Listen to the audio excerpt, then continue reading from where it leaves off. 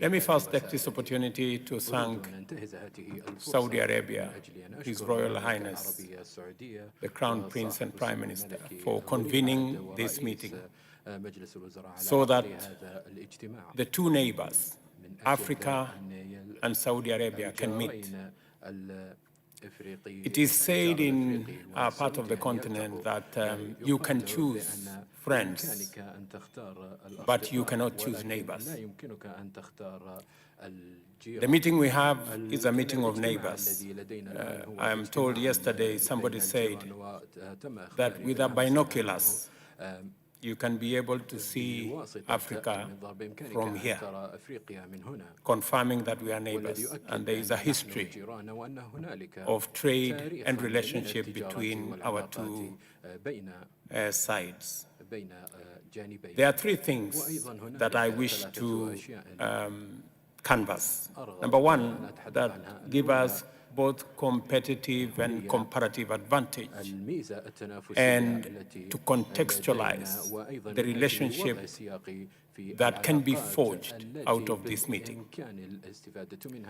Number one, between Saudi and Africa, we have the energy of the present and the energy of the future. The energy of the present, Saudi Arabia has tremendous resources of fossil fuels, maybe almost 20%. For the energy, renewable energy of the future, Africa has 40% of wind, solar, hydro, geothermal, renewable energy. Combining the energy resources of Saudi Arabia and Africa gives us the energy that we can use today to power our development, and gives us also the potential for the energy for tomorrow and the future in unlocking the huge potential of energy in Africa. Saudi Arabia has the opportunity to invest in renewable energy resources in the Congo Basin, in the hydro, in the Sahel region with the solar resources we have, in East Africa with all the resources we have. Kenya has already 93% of our grid being renewable energy. And therefore, there is confirmation of the huge potential of that energy. Number two is that we have a young and growing population both in Saudi Arabia and Africa. 65% of Africa's population is below 30, and close to 40% of the population of Saudi Arabia is below 30. On average, between our two regions, Saudi Arabia and Africa, our average age is 25. And with a population of close to 1.5 billion people, we not only have the workforce for the present, but we also have the workforce for the future combined. And much more importantly, we have the market for the future. By 2050, 40% of the global workforce will come from our region. And by the turn of the century, 30% of the world population will be living in our corner.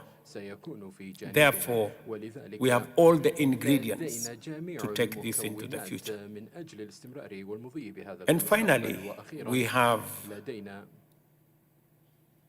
the combined trade potential. Africa today contributes only 3% of the world's trade. Being small means there is great room for improvement. And therefore, between Saudi Arabia and Africa, we can unlock huge potential of trade enormous opportunity for investment, and with the capital resources in Saudi Arabia and natural resources in our continent, we can not only power the engines of green manufacturing, green industrialization, and use the opportunity that exists not only to create jobs for the millions of young people in our continent, but to create green products, whether it is food and food products from our millions of acres in our region, but also green industrial minerals, green steel from our renewable energy, and green minerals for which our continent is endowed. Already Saudi Arabia is doing a lot in assisting in the finance of our continent. They support the World Bank, they support the IMF.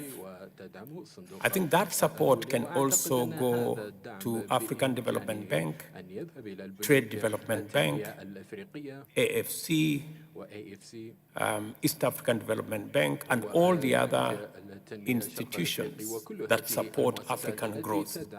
My request to the Saudi friends is to support these African institutions so that they can support our own economies. And with what we have done in our continent, consolidating the African market of 1.3 billion people into one market under the Africa Continental Free Trade Area, we should be able to unlock the tremendous potential that exists. And therefore, this meeting becomes significant in that it not only addresses the present, but it also gives us opportunity to unlock the potential of the future.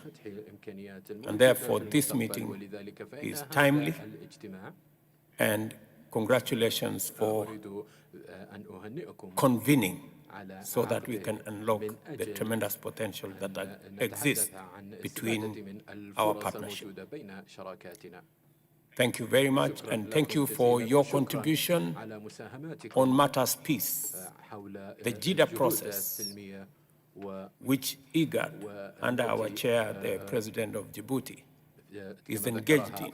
We believe will unlock the challenges in Sudan, and your participation in this region will also give us the opportunity to also deal with the challenges that are going on between Israel and Palestine. We believe that no terrorism cannot be an answer to any conflict. Neither is occupation.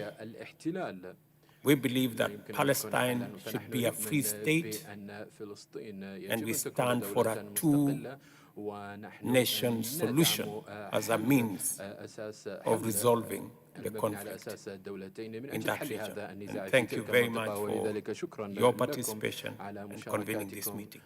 I thank you.